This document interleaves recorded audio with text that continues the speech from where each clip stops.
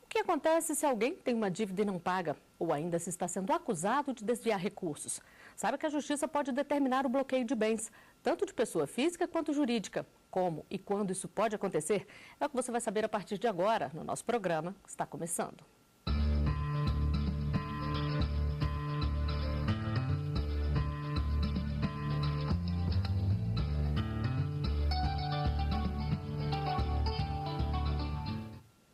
O programa Artigo 5º de hoje vai falar sobre o bloqueio de bens.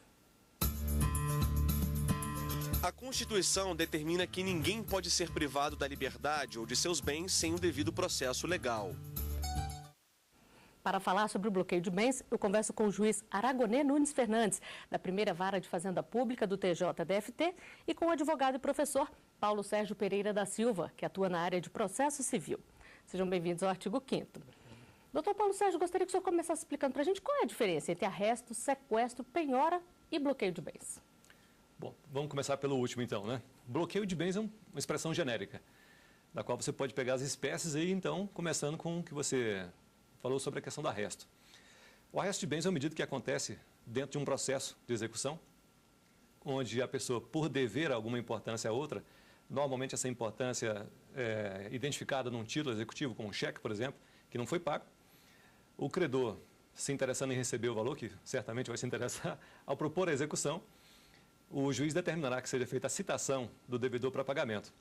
Não sendo encontrado o devedor para pagamento, o oficial de justiça tem por obrigação de fazer o arresto de bens, que é a apreensão daqueles bens de forma imediata, até para que, quando o devedor ali voltar, não tenha condições de subtrair aquele patrimônio da execução.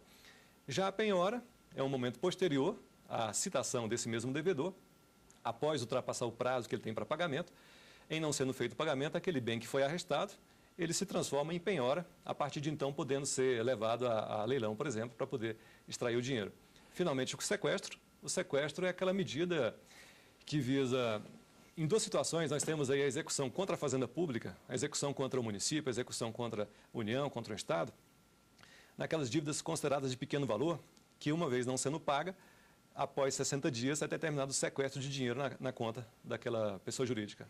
Doutor Aragonê, e que tipo de situação pode ser determinado o bloqueio de bens de uma pessoa? São situações das mais variadas. Pode estar dentro de um processo criminal, dentro de um processo civil.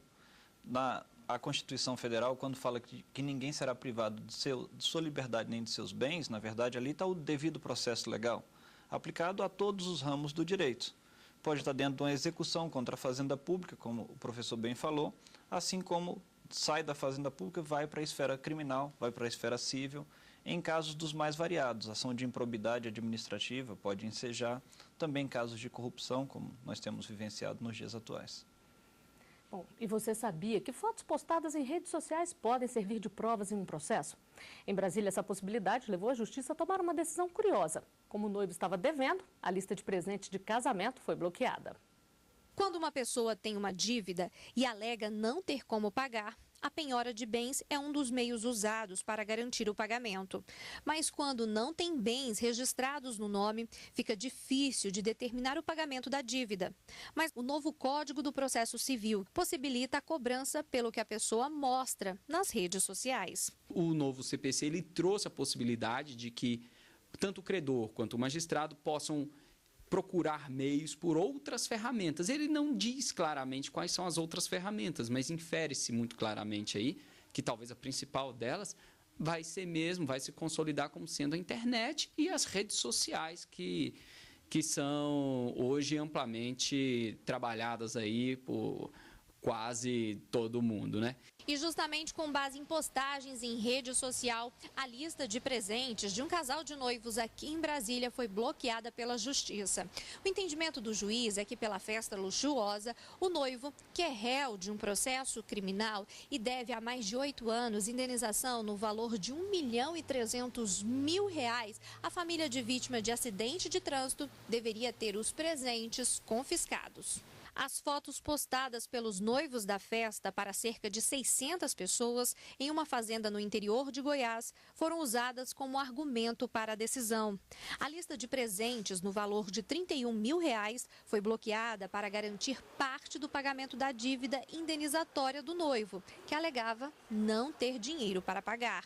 O advogado da noiva conta que ela recorreu, alegando que toda a festa de casamento foi paga pelos pais dela e que a lista de presentes foi feita exclusivamente pelos convidados dela. Infelizmente, além de alcançar os bens do próprio noivo, acabou avançando sobre os bens dela. Presente é uma liberalidade de terceiro, em espanhol, né, chamado de regalia, né? Então, é uma doação. É algo que a pessoa faz, um terceiro faz espontaneamente, nesse caso, em virtude de um casamento. Juiz, a gente viu aí na reportagem o caso da lista de presentes de casamento. Mas que tipo de bens podem ser bloqueados? O Código de Processo Civil traz uma série de bens que poderiam ser penhorados, que vão desde o dinheiro, que é o objeto principal, há uma preferência nítida pelo Código, pela própria facilidade que a apreensão do dinheiro traz na quitação. Mas também tem bens móveis, bens imóveis. No caso narrado aí, a gente vê uma série de bens móveis que foram penhorados para garantir a execução. Mas veja bem, quais os bens dentro de uma residência que poderiam ser penhorados, né? Que é uma dúvida muito comum.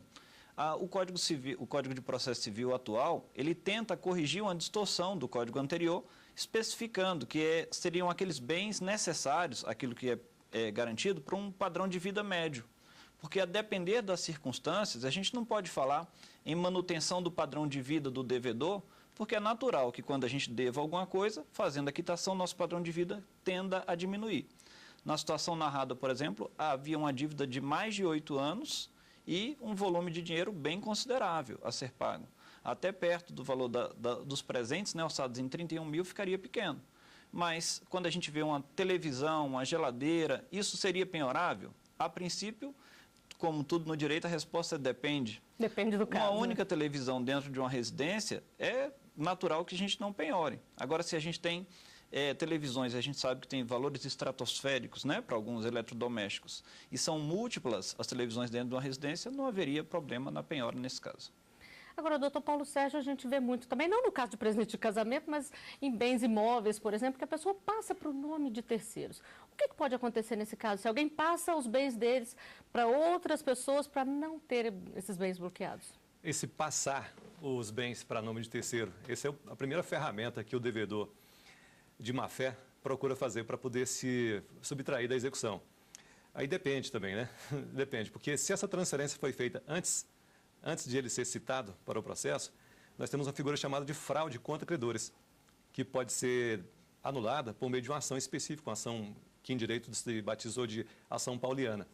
Vai ter que ser provada a má-fé do devedor, provar a má-fé do terceiro, o conluio dos dois, para poder desviar esse patrimônio. Se essa pessoa foi citada e depois da citação é que houve o desvio do patrimônio, aí nós temos uma outra figura em processo civil chamada fraude à execução. Fraude à execução, apesar de parecer mais grave, ela também exige a comprovação da má-fé do terceiro que adquiriu aquele bem. E é uma luta muitas vezes inglória na justiça, porque você consegue, o terceiro consegue demonstrar que adquiriu o produto por um valor de mercado, não foi por preço banal, preço vil, consegue muitas vezes demonstrar por meio de algum contrato, por testemunhas. Não é uma tarefa fácil, realmente é um problema que enfrentamos todos os dias nos fóruns. Mas aí a pessoa está cometendo um crime, né? Olha só, além do próprio ilícito, ilícito civil, que repercutiria na perda desse bem, ou melhor, na ineficácia dessa alienação feita para que ela possa ser penhorada pelo credor que foi prejudicado, nós poderíamos verificar uma outra situação de âmbito penal. Eu creio que até que o doutor que está na área penal possa até nos prestar o seu conhecimento, talvez em nível de estelionato, imagino. O crime que mais se aproxima seria o estelionato, mas a gente tem que sempre reservar o direito penal para situações mais graves. Houve uma situação bem peculiar aqui no âmbito do Distrito Federal, que envolvia um cidadão que organizava casamentos, e ele acabou dando um calote, né, em todo mundo, e a denúncia contra ele, a sentença acabou não sendo procedente. E gerou até muita repercussão nas redes sociais, mas repare, havia o ilícito de ordem civil. mas não se caracterizava a conduta criminosa. E nós temos uma pergunta feita nas ruas para ser respondida pelos nossos convidados. Vamos conferir. Se o marido ou a esposa tem dívidas, os bens do casal podem ser bloqueados? Doutor Paulo Sérgio, depende do regime de comunhão de bens? Sem dúvida. Em se tratando de regime de separação total de bens, uma vez feita a dívida pelo marido, os bens da esposa, estando em nome dela, naturalmente não podem responder. Sendo pelo regime que tradicionalmente se adota, o regime de comunhão parcial de bens, normalmente a dívida feita pelo marido subentende essa dívida feita em benefício da própria entidade familiar, cabendo à esposa a prova do contrário. Ou seja, se ela conseguir comprovar que aquela dívida feita pelo marido não repercutiu em benefício da família, ela conseguiria, no pior das hipóteses, reservar ao menos a parte dela, dos 50%, para que não fosse penhorada. Nós temos mais uma dúvida de um telespectador. Vamos ver. Se a pessoa tiver só uma casa onde ela vive, esse bem pode ser bloqueado? Juiz Aragonê.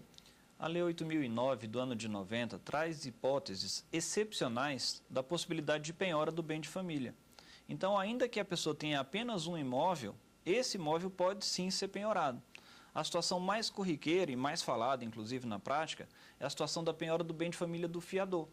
O devedor principal, tendo seu único imóvel, não perderia, e o fiador, que muitas vezes vai ajudar alguém, um parente, um amigo, acaba perdendo, sendo, por exemplo, fiador em um contrato de locação imobiliária.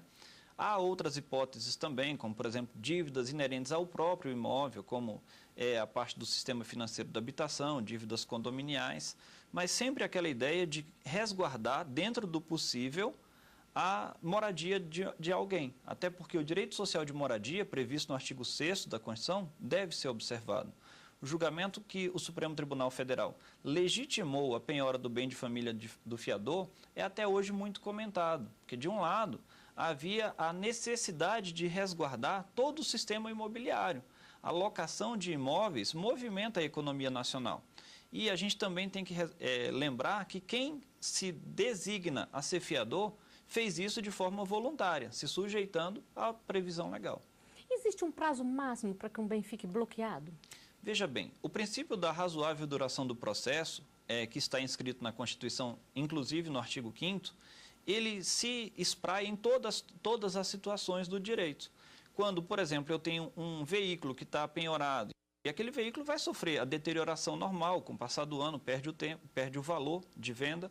Então, para resguardar esse tipo de situação e não ficar com quinquilharia, né, porque acaba se perdendo o seu valor como um todo, é possível a gente vender e converter o resultado da venda daquele bem, fica reservado para esperar o desfecho do caso. Havendo a absolvição, por exemplo, esse valor é restituído e isso tudo tramita em uma conta judicial que tem a atualização monetária.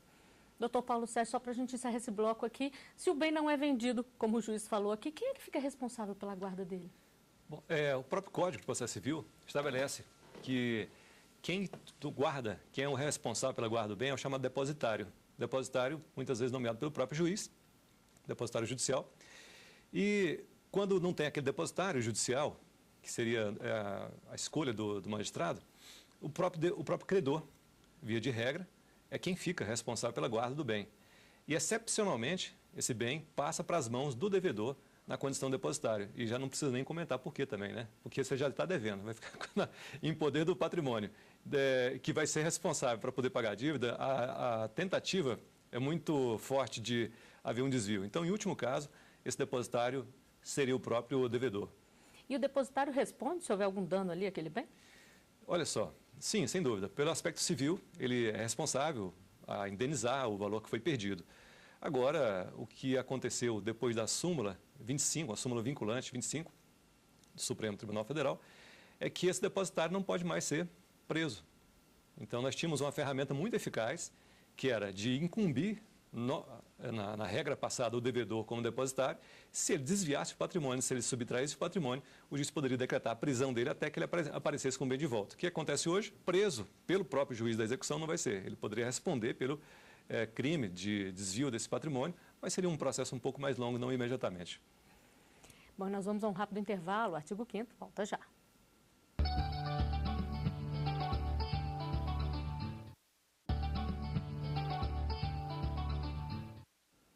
Estamos de volta com o artigo 5º. No programa de hoje, a gente conversa sobre o bloqueio de bens. Aqui no estúdio, eu recebo o advogado e professor Paulo Sérgio Pereira da Silva, que atua na área de processo civil, e o juiz Aragonê Nunes Fernandes, da primeira vara de fazenda pública do DF. E nós temos mais uma pergunta feita nas ruas para ser respondida pelos nossos convidados. A empresa está devendo. Os bens dos sócios podem ser bloqueados? Doutor Paulo Sérgio. Muito bem. Pergunta bacana do Evandro. A empresa deve e é aquela questão, né? A empresa não tem patrimônio, né? E os sócios estão cada vez mais ricos. Que fenômeno é esse, hein? Como explicar, né? Que fenômeno é esse? Tenta-se penhorar o patrimônio da empresa e nada. Então, o que existe aí no Código de Processo Civil? Existe a figura da desconsideração da personalidade jurídica da empresa.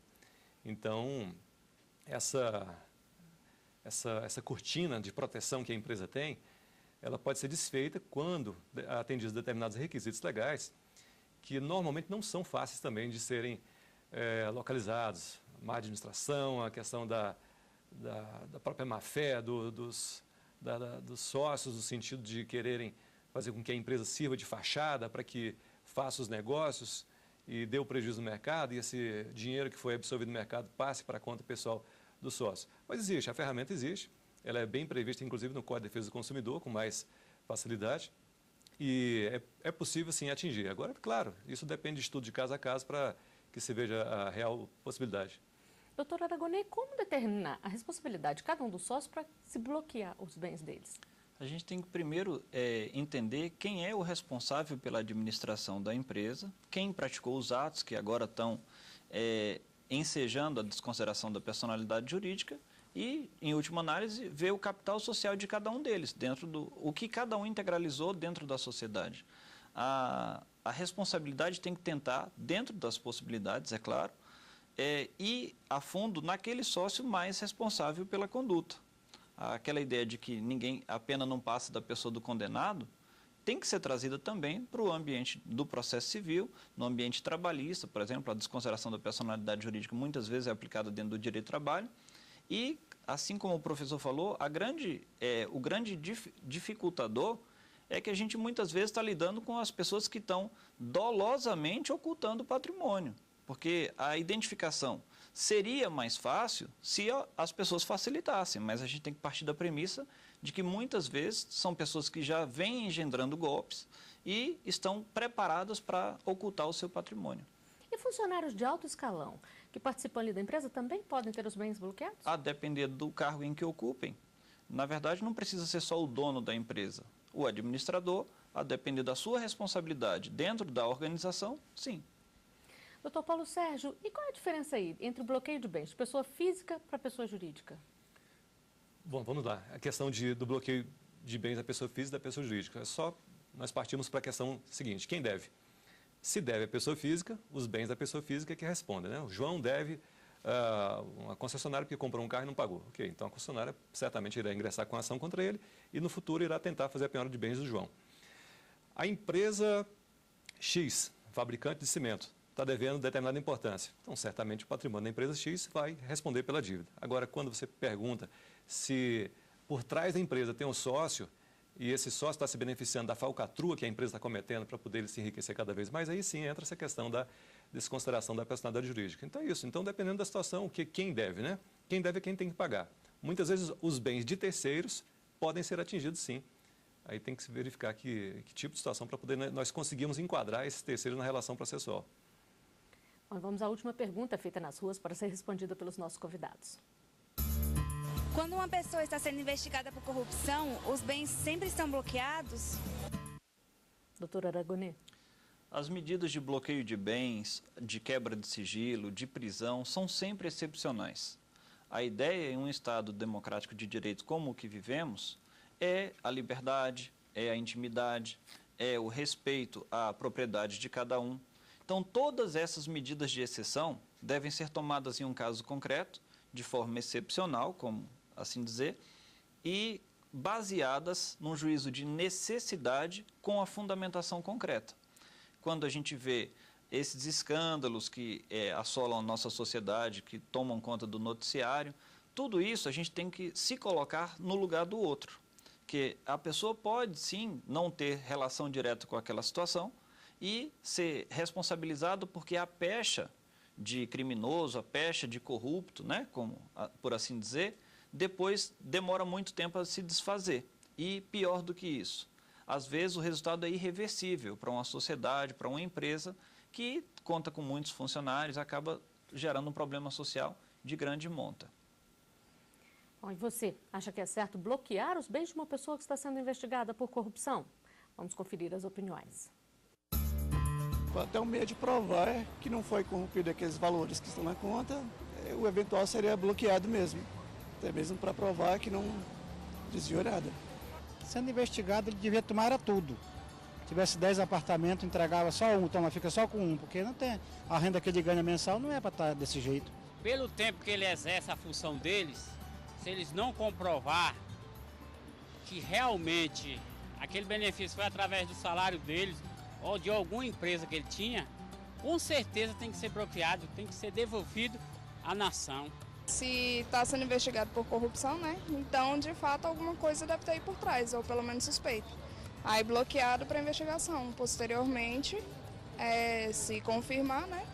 Aí recolhe por total, senão devolve, né? Juiz Aragonê, a gente viu aí que as pessoas acham que se está sendo investigado, tem que ter os bens bloqueados. Mas como é que fica a máxima de que todo mundo é inocente até que se prove o contrário? A irresignação popular é justificável, né? Quando a gente assiste os escândalos na televisão, fala assim, mas e não vai acontecer nada com ele? Exatamente dentro do que você falou. O princípio constitucional de que ninguém será considerado culpado até o trânsito em julgado, o princípio da presunção de inocência, deve ser observado em nosso país não apenas em relação à liberdade, mas também em relação às outras medidas de força que o Estado pode tomar, como o bloqueio de bens, bloqueio, a indisponibilidade, todas as suas variáveis. O que acontece é que, no mais das vezes, a população se coloca numa situação de vítima daqueles desmandos. É comum que sejam poucas as pessoas que praticam crime de roubo, mas é comum que seja grande a coletividade vítima de roubo. E quando a gente se coloca no lugar do outro, porque nada impede que eu, na minha função, acabe sendo acusado de algo de maneira injusta. E quem quer que seja, tem o direito a um devido processo legal. Então, assim, todas as cautelas devem ser tomadas de modo a ter efetividade na persecução penal, na persecução do Estado, mas garantindo todos os direitos do cidadão. Esse meio termo, esse equilíbrio é sempre uma espada na nossa cabeça. Não à toa, é o símbolo da justiça. E normalmente essa espada fica na cabeça do juiz, sim, né? Sim, nem todas as decisões, seja de liberdade, seja de restrição de um bem, mas a gente ouve uma frase, é comum falar, mas o senhor não pode fazer isso comigo. Mas, na verdade, a gente está tentando ali aplicar dentro das possibilidades que nos chegam a medida mais justa possível. Agora, doutor Paulo Sérgio, quando a pessoa é inocentada, esses bens são devolvidos imediatamente para ela? Tem um prazo aí? Como é que funciona? No crime, você tem um prazo de até 90 dias para que esses bens sejam restituídos, após o que eles podem ser restituídos à própria União, que eventualmente vai disponibilizar esse patrimônio de forma a incorporar o patrimônio público, né? Ou, claro que se a pessoa que estiver interessada e está acompanhando o processo, a primeira pessoa está acompanhando esse trabalho de devolução é o advogado dela, que tem que estar fiscalizando o processo também, né? Mas tem um prazo, sim, esse prazo de 90 dias após a decisão que ordenou a liberação dos bens. Bom, para encerrar o programa, eu gostaria de saber rapidamente de vocês como é que vocês avaliam essa medida de bloquear os bens. Doutor Aragonê. A medida de bloqueio de bens, como todas as outras assecuratórias, elas, como o próprio nome diz, visam assegurar o resultado prático de um processo. Seja nos casos de corrupção, seja nos casos de litígios em geral, do direito processual civil, o que nós queremos é que a pessoa não tenha aquele sentimento de ganhei, mas não levei, de ter um papel e que a partir daquele papel não conseguiu nada. Na verdade, o cara comprou o carro de outra pessoa, a pessoa aplicou um golpe e aí fala assim, ganhei a sentença determinando que me devolvesse, mas ele não devolveu. Tentei penhorar e não havia nada em seu nome. Então, muitas das vezes, essas medidas vêm na tentativa de resguardar o resultado prático de um processo. E para o senhor, doutor Paulo Sérgio? Olha só, é questão. Agora há pouco foi falado sobre a questão da cautela que se deve ter quando a pessoa é acusada de corrupção, para que os bens não sejam já apreendidos tão facilmente, né? Então, é um jogo terrível, é uma situação que eu imagino que o não é fácil Aragonê, decidir, como né? juiz, deve se ver assim, imprensado muitas vezes para poder decidir para qual lado, né? Porque eu, como advogado, trabalho em várias execuções, tanto para o lado do devedor quanto para o lado do credor. E quando se está pelo lado do credor, é uma situação das mais desesperadoras possíveis, porque o processo começa primeiro naquele famoso, no que se conhece, no que se trabalha com uma fase de conhecimento. Temos aí audiência de conciliação, mediação, para depois uma audiência de instrução, para provar que aquele indivíduo realmente deve e tem que pagar. Isso vai demorar aqui uns 2, 3 anos. Depois que sai o reconhecimento por sentença dizendo que realmente deve, aí vai começar outra fase, que é a fase do cumprimento de sentença. E aí é um momento dramático para a tentativa de encontro de patrimônio. Pergunta, o que aconteceu durante esses 3 anos anteriores em que se buscava a solução para poder saber se ele era ou não era devedor? E se de repente, ao final do processo, fosse descoberto que ele não era devedor, não devia nada, o que aconteceria se por acaso tivesse havido uma medida cautelar lá atrás que tivesse mandado fazer a apreensão de bens dele? Injustiça tamanha. Mas o contrário, e se essa sentença tivesse sido positiva, condenando o réu a pagar? Qual injustiça teria havido para aquela pessoa que não viu nenhum bem ser apreendido? É difícil decidir, né? Bom, o artigo 5º de hoje está chegando ao final. Juiz Aragonê, doutor Paulo Sérgio, eu agradeço muito a presença de vocês aqui conosco. Eu que agradeço. E eu agradeço também pela sua companhia. Continue conosco na TV Justiça. Tem uma sugestão de tema? Envie para o e-mail artigo5@stf.jus.br. Acompanhe a nossa programação pelo site tvjustiça.jus.br. Até a próxima semana no artigo 5º. Aqui, cidadania é essencial.